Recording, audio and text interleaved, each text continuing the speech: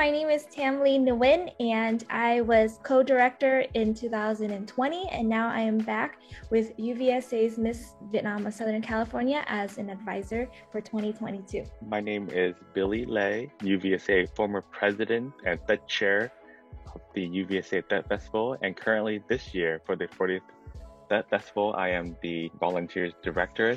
Welcome to The Vietnamese. I'm your host, Kenneth Nguyen. Being part of a culture of nearly 100 million Vietnamese people in the world today comes with a lot of pain, proud history, and privilege. Join me as I highlight and explore the Vietnamese experience from all over the world. What does it mean to be Vietnamese to you? To me, I uphold being Vietnamese as something that I should value my culture, dig deep into my roots, and not forget where I came from. Because before I am American, I am Vietnamese. Also to maintain my mother language and be able to pass that on into the next generation. Thank you, Billy. Ooh, a very interesting question that cannot be answered in a few seconds. But as a Vietnamese American, what does it mean to be one?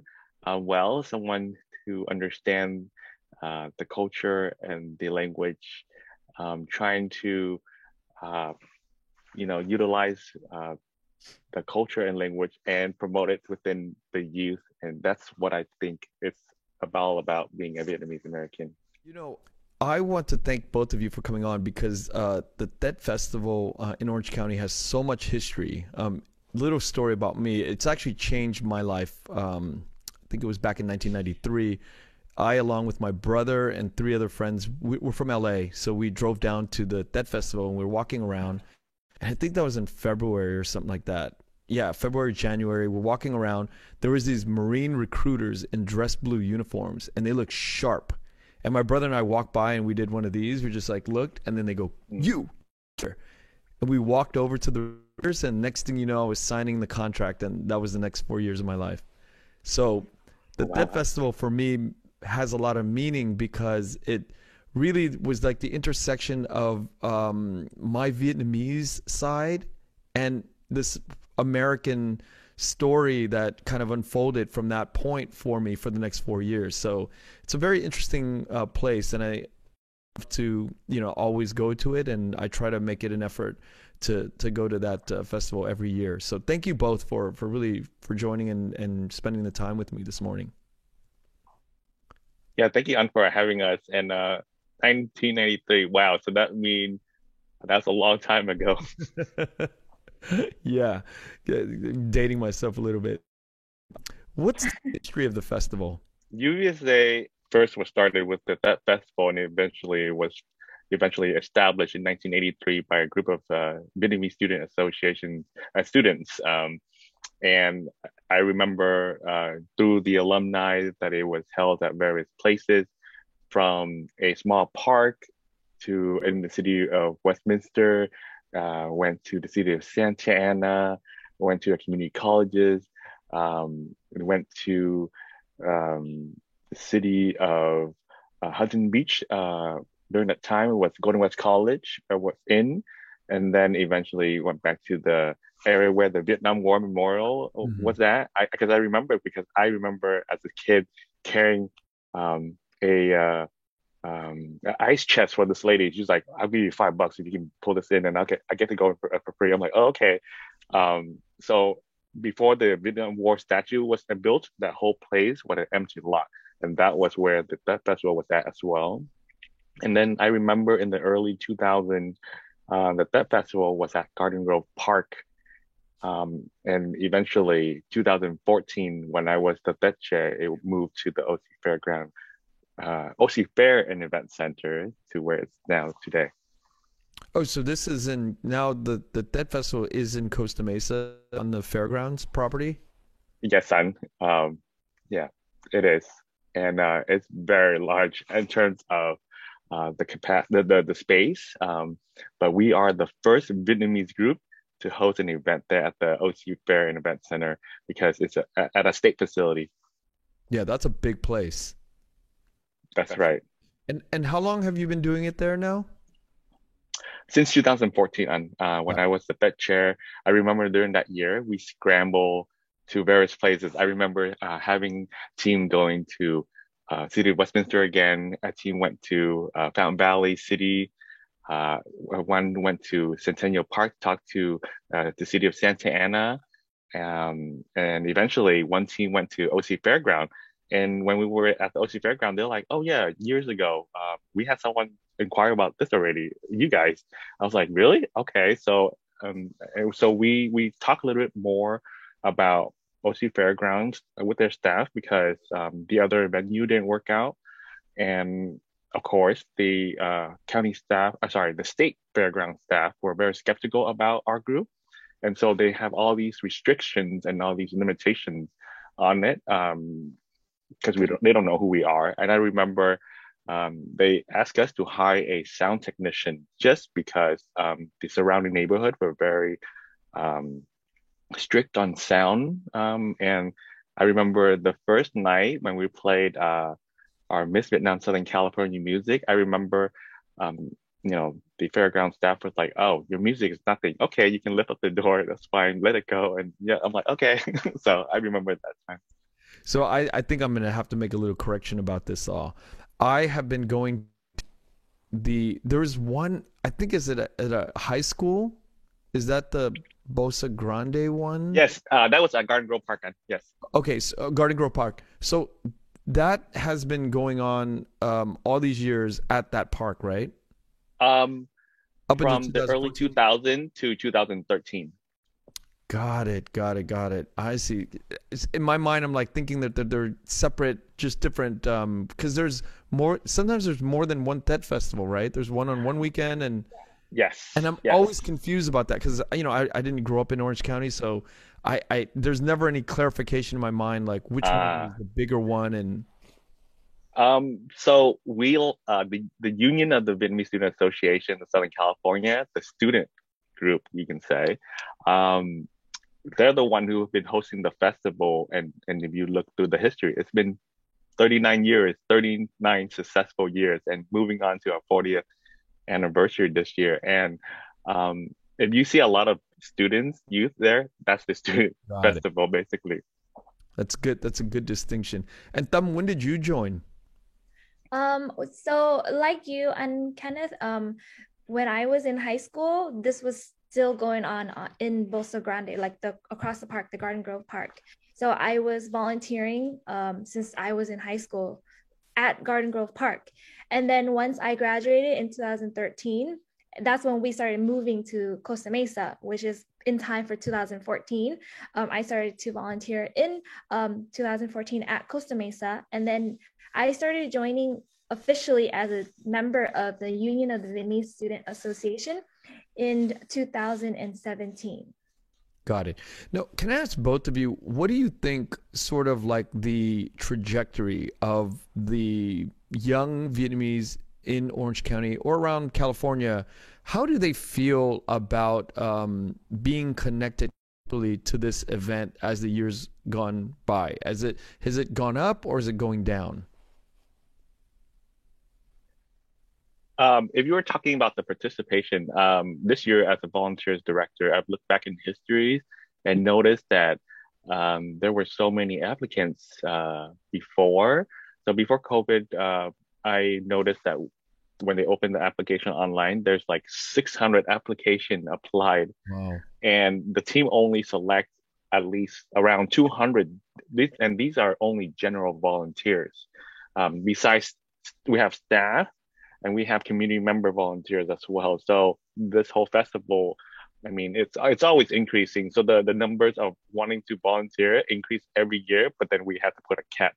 One of the reasons why I think that is the reason is because we need to find more food. If we accept everybody, we're not gonna have food to feed them. So that's why I have to ask the community members, like, oh, please, can you help donate or whatever food or whatever water for us? The more resource we have, the more volunteers we can accept. However, too many of them, we won't know what to do with them. So Right. we have to limit ourselves. Well, that's good news because that means that every year more young people are being more interested in the cultural aspects of the celebration of Tet, right? That's right. That's right. And we don't not necessarily you don't have to be Vietnamese. A matter of fact, this year our Tet vice chair, his name is Obi, and he's actually Indian. So yeah. Interesting. Very interesting. What's the theme of the this year's Tet Festival? This year's Tet Festival is Spring of Reunion. In Vietnamese, it's Xuân Sum Họp. And we just wanted to take this opportunity as, saying how for the past 2 years, COVID has taken a toll on everyone in our community and it put pause in everybody's life. So with this opportunity for our 40th year anniversary, we want to take this festival as a means for everyone to come and gather, have a reunion at our place. Just like you said, and Kenneth, about how you said, oh, I came here and I'm so immersed in everything that the festival has to share, especially the cultural. We take pride in our Làng Việt Nam, which is our cultural village. And everyone loves to come and see our village every year. That's the thing. That's the one committee that actually brings young generation, old generations, and bridge them together. So that is our theme, Spring of Reunion. And how do you all come up with themes every year? Well, a few months before the festival, a group of directors just together and just talk it out, and we vote. That's how it is. A very democratic system. Okay, can I ask, what were some of the other themes, second, third place? I came in a little bit late, so I do not know if how much they battle each other out in terms of the theme this year. Usually it's about five, but so on a little side note, volunteer director position was I guess nobody wants that position. So one day, one of the member leadership teams like, Billy, can you come help? And I told them I'll help if there is another student so that I can train. And so eventually, here we are. Myself with a team of 15 other staff, including high school students and college students. And then I'm actually trying to mold Tam's twin brother. Tam has two brothers under my leadership team. So I'm trying to help mold because I feel like, as young high school students, they're not going to know what to do. And by having the opportunity to be under some sort of mentorship from their Anji, Liju, the elders, brothers and sisters, I told all the high school volunteer students, hey, it's okay to make mistake in my team as long as you tell me and ask questions, and we're all here to learn together. So my thing is I try to group every single high school student with an adult volunteer staff from my team, so that way they can kind of watch out for them and guide them at the same time. So this is all volunteer, no paid positions? Yep. Wow. Nope. So, yep. No, we bottom, even put our own money out too. So Yeah, we do. God, really? So from top to bottom, it's not paid. No. Nope. Nobody get paid. This is legit like a full-time job. Like we take our position since as early as May or like June. That's when election starts. And I know for pageant committee, we start planning right there and then of like, okay, what do we do for the rest of the year up until that? And we're lucky because for the pageant committee, it's distributed amongst those like half a year. Versus with a lot of other committees like operations, it's like all hands on deck on the 3 days before, and then especially the 2 to 3 days of the festival. Okay, I have my ideas on why you both do it, but I want to hear from you both. Like, why do you both do it, and why do you think that the other volunteers do it for 40 years without pay? I mean, what is the motivation? Tam? As a young person, I would like to say that the success, or not even if it leads to success or not, but just the accomplishment of the task after you work so hard for it is so fulfilling that it's like an adrenaline that you kind of desire and you want to come back for. I love seeing how happy people are when they come to our festival. I love hearing and all that stuff about all the stories they encountered during our festival. I love especially the pageant committee because I was a part of the pageant. That's just a passion for me. I like to be like how Unbilly is. I don't want to be the one to make the calls anymore, but I want to be there as a mentor, as a guide for those who are younger than me to keep this going on, because a legend cannot be made unless you have a like, person after you to keep that legend going.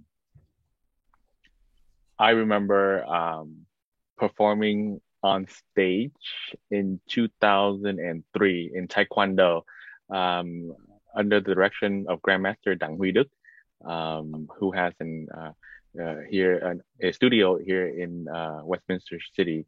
Um, I I didn't know any better. All I know was we go on stage, we perform Taekwondo, and who would have guessed? Years later, in 2006, I joined as a volunteer in operation team.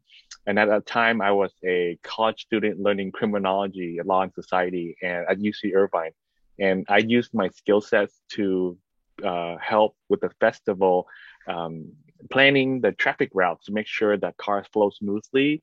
And I remember eating with a friend, and she's like, Billy, I remember you being very weird. One day you were like, we were watching Miss Vietnam Southern California, and you said, one day I'll be UBSA president. And she thought I was weird. And then years later, I became the UBSA president.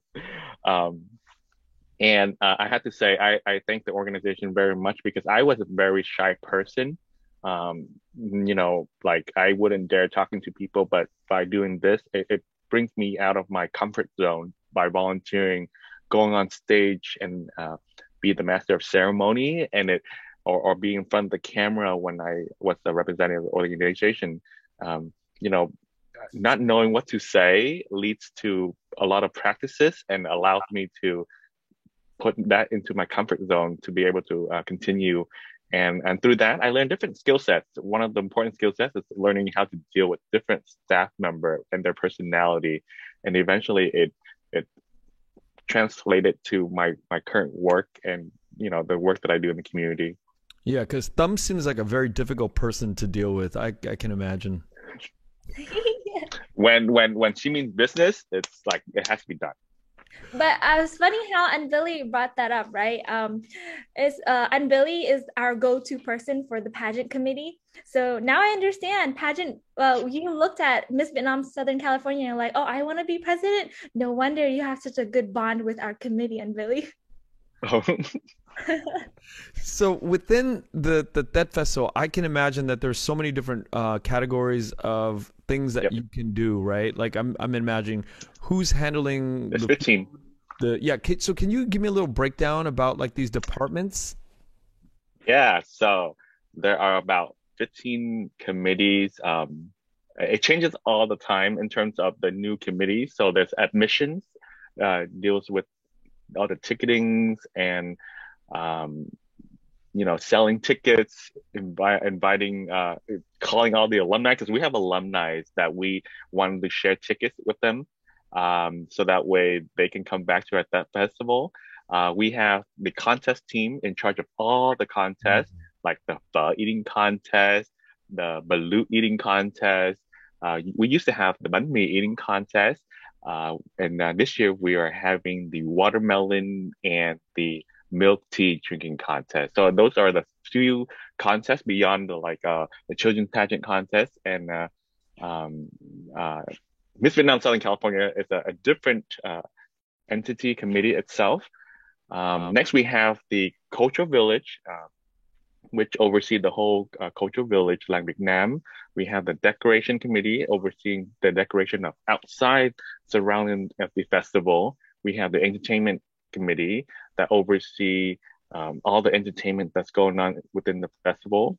We have the finance committee, making sure the checks and sponsorship monies are getting in and dispersing checks and paying our vendors, etc.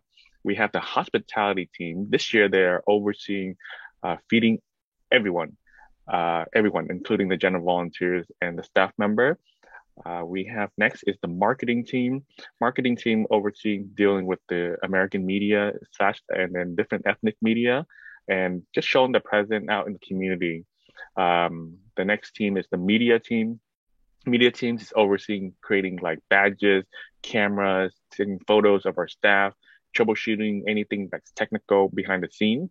Of course, we have operation team. Operation team will be overseeing like all the uh, setting up the whole festival with the vendors, traffic security, and protecting our volunteer students while working with local law enforcement and security personnel on site. And then we have the opening ceremony team, right? Like Kai Mak, which happens every Saturday from 10 to 12 o'clock. It's when people get to come in. And at about 1 o'clock this month, this week, on Saturday, it's the start of opening ceremony, where you will see like all these the whole ancestral processions going on with all the dignitaries from federal to local school trustees going to be attending. The next one is sort of important is the sponsorship, trying to get us money, trying to get resources so that can fund the festival and try to feed our volunteers. And we have a Miss Vietnam Southern California, which Tam took part of in the past. And last but not least, we have the vendors team overseeing getting all this booths for the festival and making sure that they are taken care of during the festival ground and trying to get more vendor in so the community know who's what at the festival ground. That's mind blowing. I had no idea so many departments were on deck for this. Yeah, actually, we're missing one more, which is Nong Song. We used to have a magazine called the Nong Song magazine.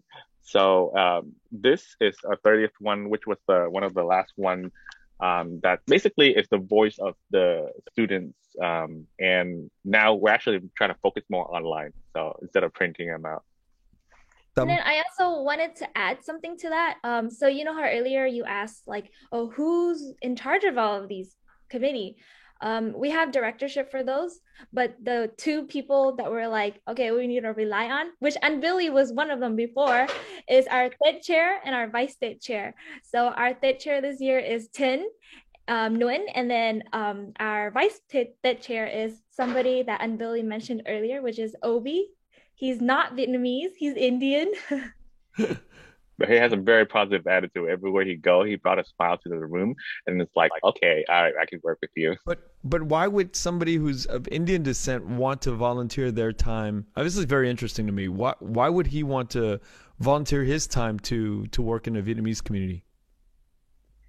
From the interactions that I've had with him, he calls himself like a Vietnamese at heart. He's been volunteering since he was in high school as well. Before we didn't just have Vietnamese people. We had like Filipinos. We've had a lot of other ethnicities as well being in a executive or a very high position. What brings them is the same mentality that I had as well, where we like to see our culture, or we like to see the Asian culture just being spread. And it doesn't matter what type of Asian we are. It's just as long as it's Asian, that's still a part of us. Sure. Yeah, because I'm very it's heartwarming to see and to hear that there's other people who are I'm from outside, and he's not the first. No, he's not the first. Yeah. So tell me a little bit about the pageant committee. Like why do we need that component in a TED festival? And what about a male pageant? I'm curious. Why do we have to have a female pageant and not, what is the history of all this? I don't know how long the history dates back to, but since I was like in high school, or even when I was a little kid, I used to dance for the TED Festival as a volunteering, and I would see my G like strutting their ao dai, and I would be like, they are so beautiful. I want to be like them when I grow up. And then long behold, I joined this exact same pageant that I wanted to when I was a kid. So being immersed into like the committee itself, I learned so much, because with our pageant, it's supposedly supposed to be the main attraction of the like entertainment wise. We do have youth night as well, but it's like Miss Vietnam is something that brings all the younger kids looking at the beautiful woman dressing up in their ao dais, Yep.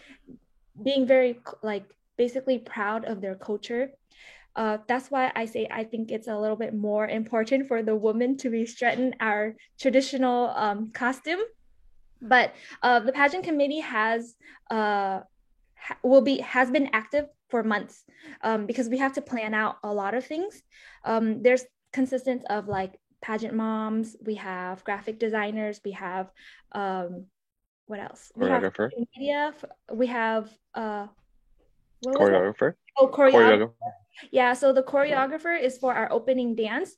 And so that's why in the pageant committee, we have a lot of other roles as well, as the director being the one who sits and delegates all of that. But advisors play a very important part because we were once in their shoe. Right. And the planning process goes back the moment we get elected. That's when we start to do applications for staff, applications for contestants, and we only take top 20.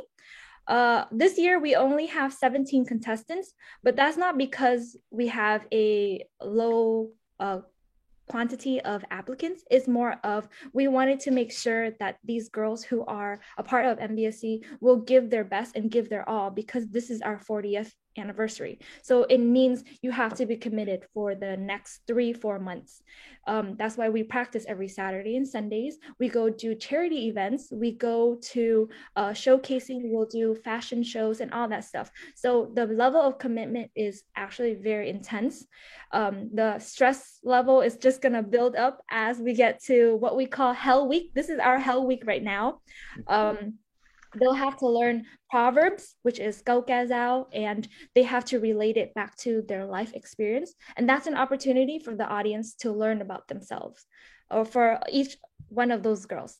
And then we also have them showcasing talent portion and strutting their walk with the ao dai, and also their evening gown. So it's actually a whole entire program. We also try to find our sponsorship. Usually we always work with An Hui Kim, who is a very well-known photographer here in the Vietnamese community, and Jackie Thai, who is a very well-known celebrity makeup artist, and then so on and so on. We actually reach out to our community a lot to maintain that bridge. So pageant committee, I can go on and on and on. And then Kenneth talk about the male one too, right? That's I don't know, maybe we need a like Mr. Vietnam of California committee to deal with that, because but I tell you what, listening to what you just said, I did not know. I literally thought like, okay, hey, we're gonna have the pageant night on Saturday night. Okay, girls, just come on and walk the thing that one night and we're all good. I didn't realize, or maybe like you guys meet up 2-3 times and you guys do your thing. I didn't realize the amount of commitment that it takes. Yes. Is it 3 hours at least a day? It's from 9 until 3 p.m. every day, every Saturday and Sunday. And the thing is, we're not just teaching them how to walk in an ao dai, because you have to know how to gracefully walk. That's how you showcase your Vietnamese ao dai. You also know how to take care of how, like when you're sitting, how do you sit properly with an ao dai? Those basic things. Very, very like you have to go back to the core.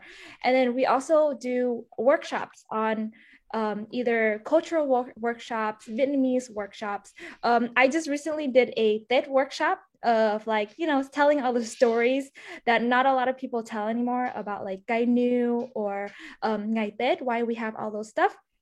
So they don't just learn how to be a pageant girl, they learn about the whole entire culture, they learn about the whole entire community, and they learn about themselves, because we foster two things in Miss Vietnam of Southern California. First thing is self-growth, because no matter what, you will always come out with growing in some aspect, whether you grow in like learning, oh, I did like something or I didn't like something, that is a growth, because you just learned something about yourself, and further down the line you can move on from that. So the first thing is self-growth, and the second thing is sisterhood. So you will be guaranteed to walk out of this pageant with at least one friend that can be your lifelong friend. And because, when you have 20 girls all together, it's really hard. It's really hard. And especially when staff members are all girls as well. So that's like a total of 34 people who are like all girls in one committee. Yeah, so I've learned that when mixer came around, they don't allow boys at the mixer, with the exception of certain people. Why? I don't know why town. I'm just kidding. Well, it's not like we're trying to I'm just be kidding. inclusive. I'm kidding. I feel like this is very divisive, that men are not welcomed, and Actually, just if you are curious, there is actually a male pageant. So in San Diego, I guess you can say the brothers and sister version of us in San Diego, they do have one at the Best Festival for the male pageant. But for Southern California, for UVSA, we haven't thought of that because it's just more resources. Because the festival itself is already big. I mean, it's a festival where we attract about 60,000 people for the course of 3 days. So That's it's a a lot of lot of people. things going on already. Yeah. However, this year it's only 2 days. So that itself is already packed in 2 days. So Wait, before was 3 days? Yes. yes, and sometime if we're lucky, where a Monday fall on a holiday, we'll do it 4 days, but it's Wow. rare. With that amount of dedication, how do you know if somebody is going to stick with the program for all that time? Before we go into acceptance of like, so the staff members would sit together and we would debrief. So we'll look at all the applications. I remember my year we had about 40, almost 50 applicants, and we have to sit there for at least 8 hours just to talk about applications itself. And then we would go into that, and then afterwards we'll call them each individually and we'll tell them all, because they already know what they're getting into. We already have the schedule set out. Like I told you, the moment we get elected, we're already planning. We already have a schedule. We already have our proposal and all that stuff. So it's just in action we go. And they already know what they're signing up for as an applicant. And then once we go into accepting them, we'll ask them, okay, do you accept to be a contestant for MBSC? And once they accepted that, we will then send them a contract to have them sign and like sign off their commitments.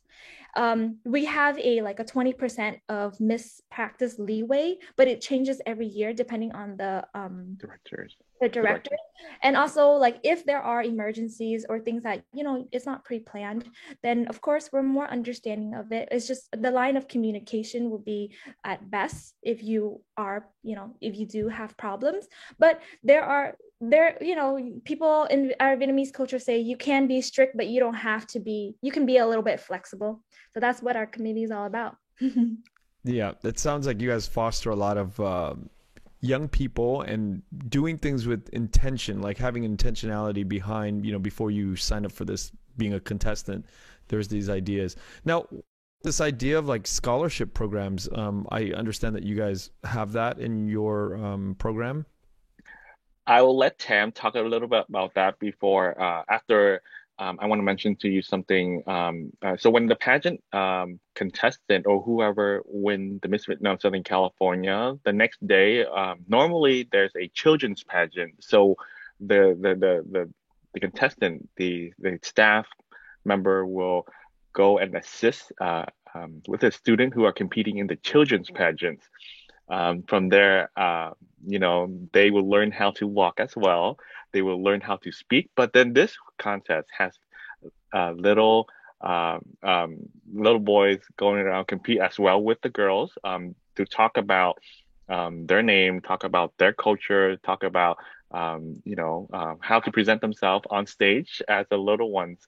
And the winner will get some sort of a scholarship money, or prizes. Um, so that we start them young. some that time. And then when they grow up older, they compete. And that's what happened actually Mm. a few years ago, where one of the contestants was actually the first place winner during her children's pageant. And she competed during Miss Vietnam Southern California and she placed. And now um, when they competed, they won. Uh, they will receive a scholarship depending on the sponsors. Tam can talk more about that. So for sponsorship, just to narrow it down for MVSC before I go more broad, for MVSC, we have the winners. There's six of them. The titles are Miss Congeniality, Miss Photogenic, Miss Al Yai, Second Princess, First Princess, and then the Queen. So the Queen gets a scholarship as well, depending on what type of sponsorship we can bring for that year.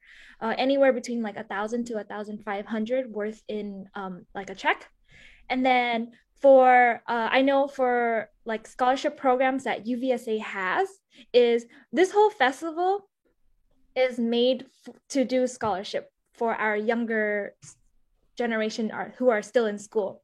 So we are the union of students, the students or organization, right? So we are in charge of overseeing all the other VSAs that are in other universities or Cal States around our area. This is where the misconception of, oh, why do we host such a big Tet festival, and where do the money go? Here's our answer. So the money, a part of it goes to paying for our office that we use as a means to do our business, get our work done. And then the rest of the money gets contributed to the other VSAs, just to give the college students scholarship. So that's the operation aspect for UVSA.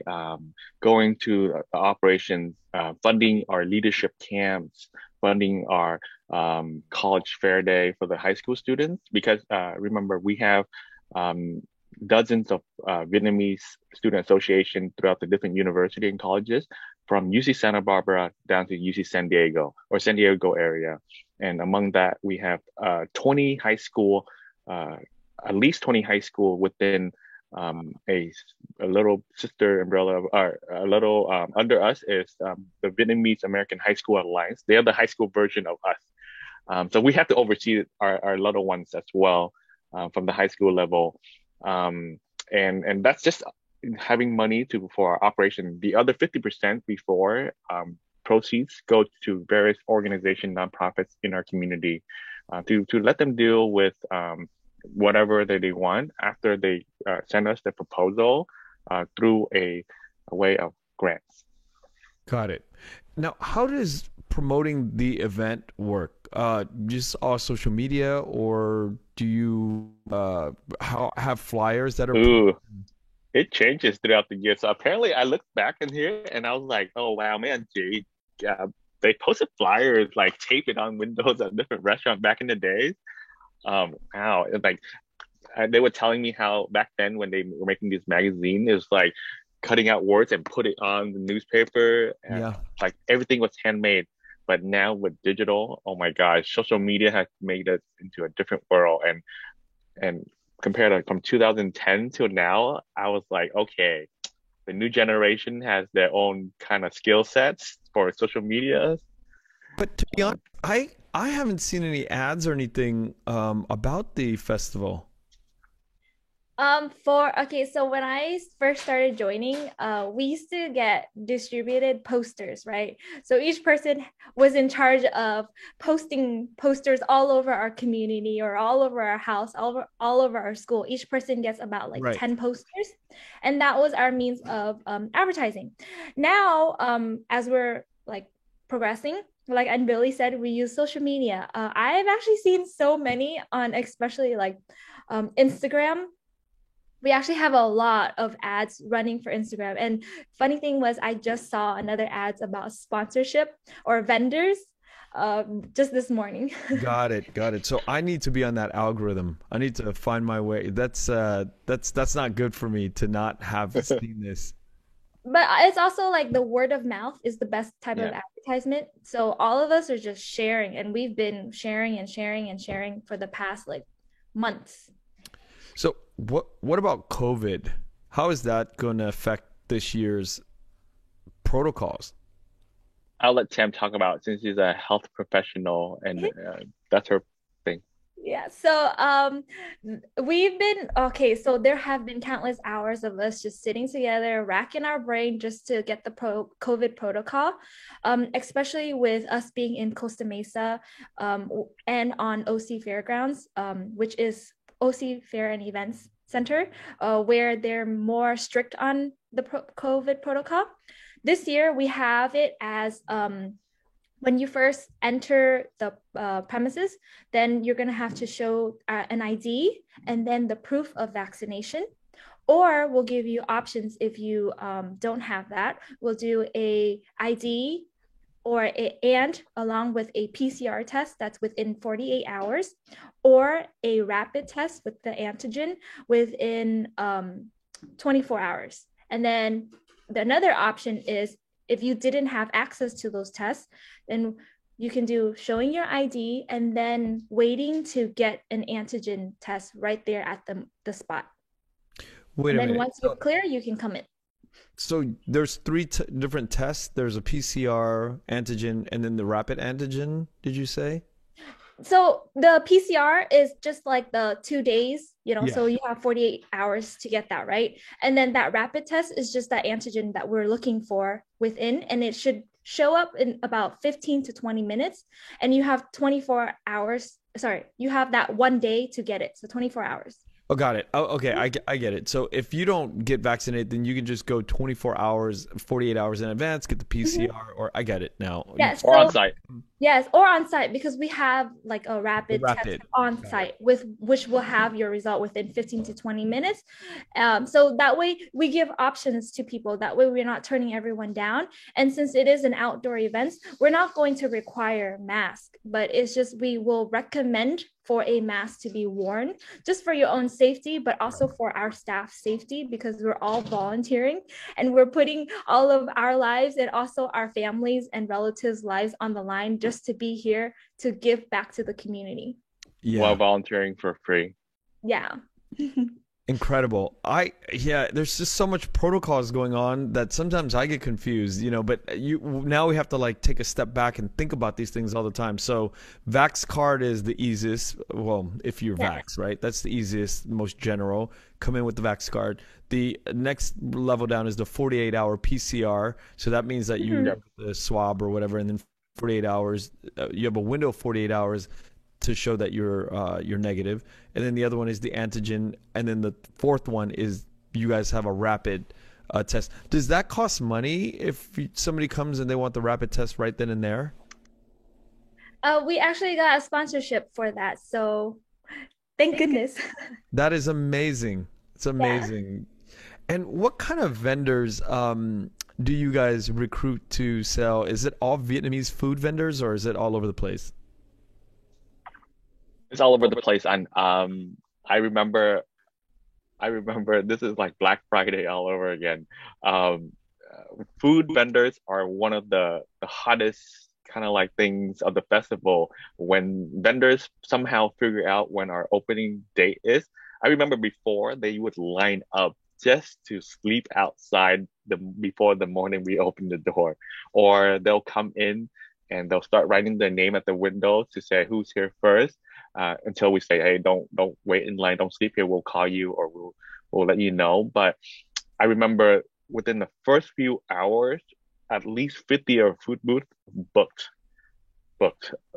Because I mean, if they're vendors for the past 39 years, they would know what to do. And they know that if you are a vendor with a plan, you can make back your money within hours of the festival if you plan correctly.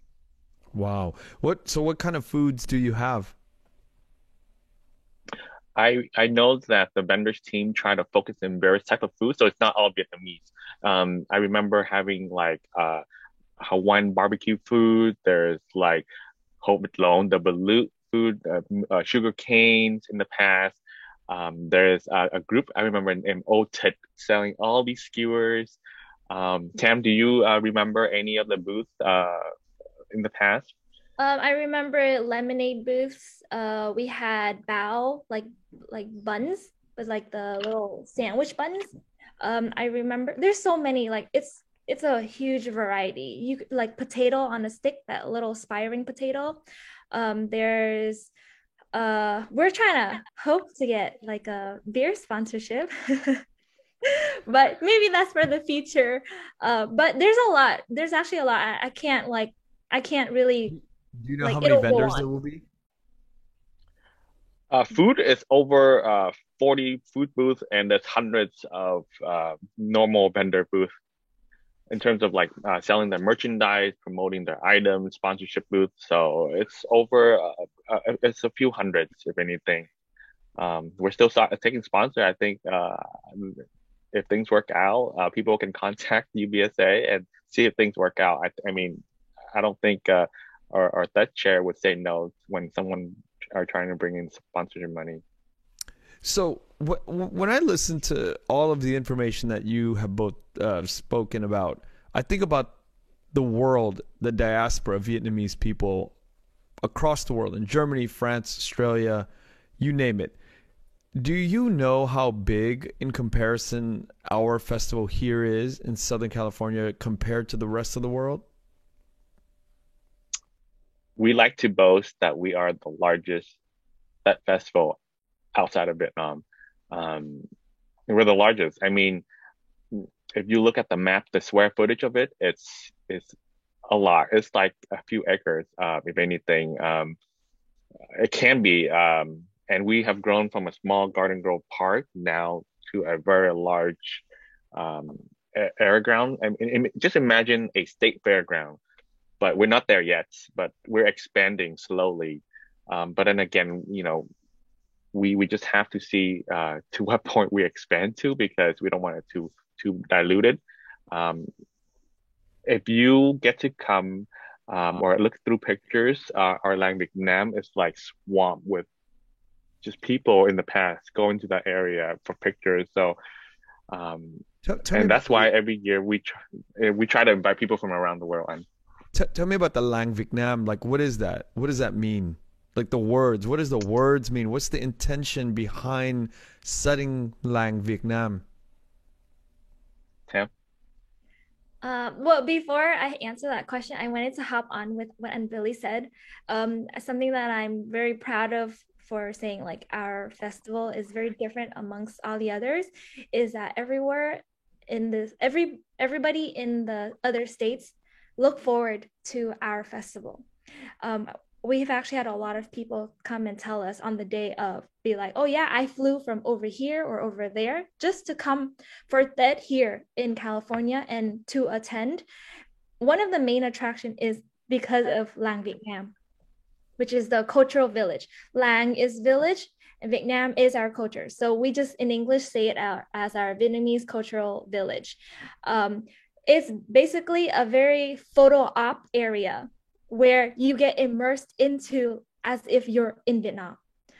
So there's many little areas of showcasing like the beauty of what Vietnam is all about. There's even a little bridge to like showcase like, oh yeah, in the village area, we call it Go Ki, which is like monkey bridge. But obviously for aesthetics reason, we're not gonna just like do the one, water. yeah, one little stick and then the water underneath. um we have like lantern areas, we have areas that have like the fruits and fruit baskets.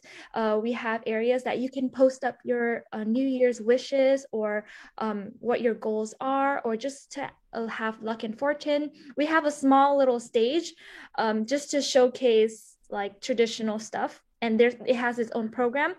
I'm not sure if we have that this year for the little stage. I think it's for like contests, right, and Billy? Yes, so Lang Việt Nam is own kind of like entertainment area of itself because it's comprised of over 30 community organization as Wow. well. So each community organization pick a project, pick a statue or pick a structure to build like chùa Một Cột hay là which is the one leg Buddha temple, or the front gate, cổng làng ở đằng trước, the front gate and the back gate. So it's led by a certain scout group. So imagine the culture village having a lot of bamboo leaves, and dry leaves, and we covered all the booths, so it replicates like a Vietnamese village, and we would have to put fire retardant on it to make sure that it's safe, and pass the fire marshal code, the state fire marshal code. So we try our best to work with other organizations because and when we have a meeting, all these community leaders sit together trying to guide the youth.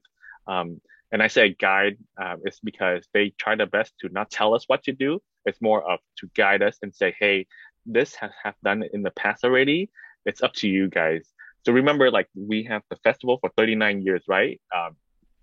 As I seen it, um, things have been done in the past already. Ideas have come up, and as a advisor or as someone who have done this already, I just tell them, hey guys, just FYI, this have done already in the past. It doesn't work.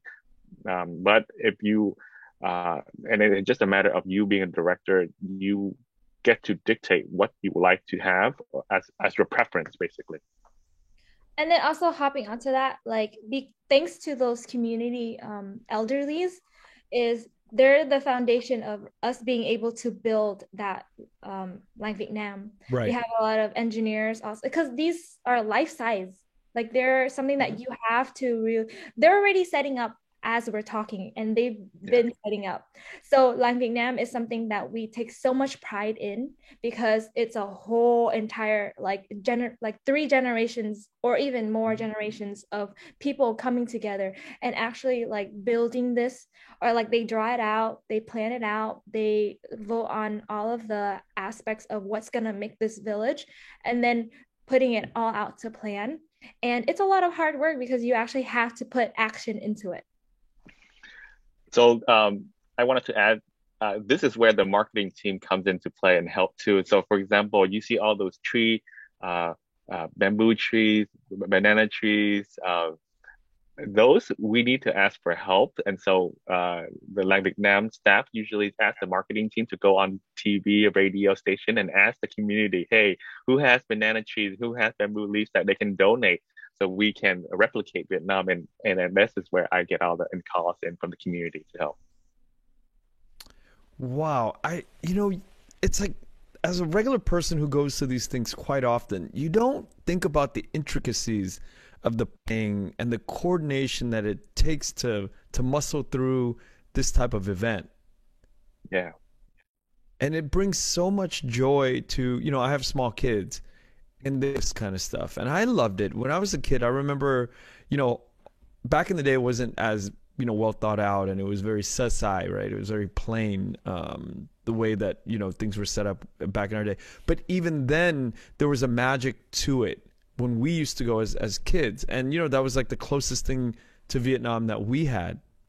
And knowing that now there's this Lang Vic, and for all the kids that have not been to Vietnam or haven't experienced that, there's this sort of this recreation that will immerse them in their memory and tie them in with this place that's a magical place. I mean, that's what it did for me. And being born here 46 years ago, this was one of the things that really allowed me to connect with my culture. That's I right.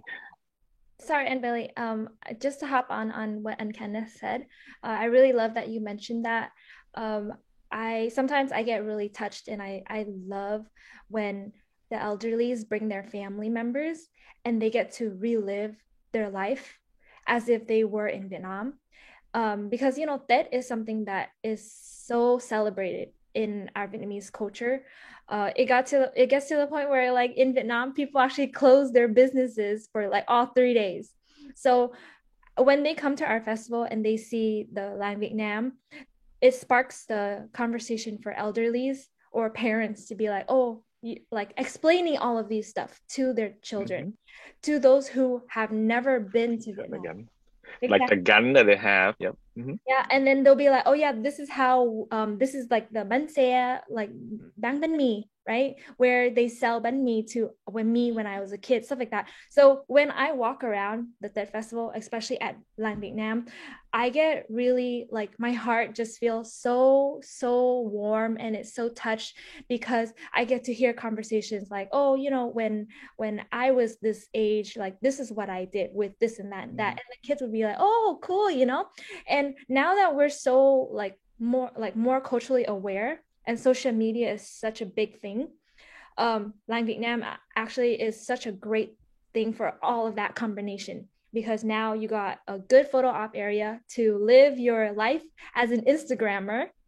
Then you also have the opportunity for you to learn more about your culture directly from your parents because as Asian kids, we have that disconnect from our parents, not only because of language, but also because our parents don't really know how to explain to us unless it's right in front of us. And then that way they can tell us.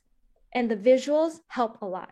So I'm so thankful that you brought that up because it really is like our parents actually come to these festivals and they're like, oh my God, like this is my childhood, or oh my gosh, this is my homeland. And then the kids are like, oh, now I can relate or I can see it and I can understand it a little bit. Yeah. So tell me about the hours of the festival opening and what time we can go in and what time does it close and how do we get tickets and all of that? So the Death Festival it's taking place on February 5th and February 6th, Saturday and Sunday. On Saturday, its operation hours are from 10 a.m. to 10 p.m. and Sunday is from 10 a.m. to 9 p.m. I mean, you can walk in to get some tickets. Tickets are $8 at the gate. And if you want to find parking close to the fairground, on near the gate, you just have to pay the OC Fair and Event Center $10. But if you can find parking elsewhere cheaper, kudos for you. Yeah. Got it. And then infants who are 2 years and younger gets to come in the festival for free. We do have a special promotion, which is called the ceremonial special between the hours of 10 to 12 on Saturday, February 5th. If you're wearing an áo dài, áo bà ba, áo tứ thân, any military outfits or uniforms, and then also your scouts uniform, then you will be able to come into the festival free during that time from 10 to 12. Aw- That's one of the reason why, yeah, we do that because at 1 o'clock it's going to be our opening ceremony to display all these, I guess, traditional cultural things that we do every year.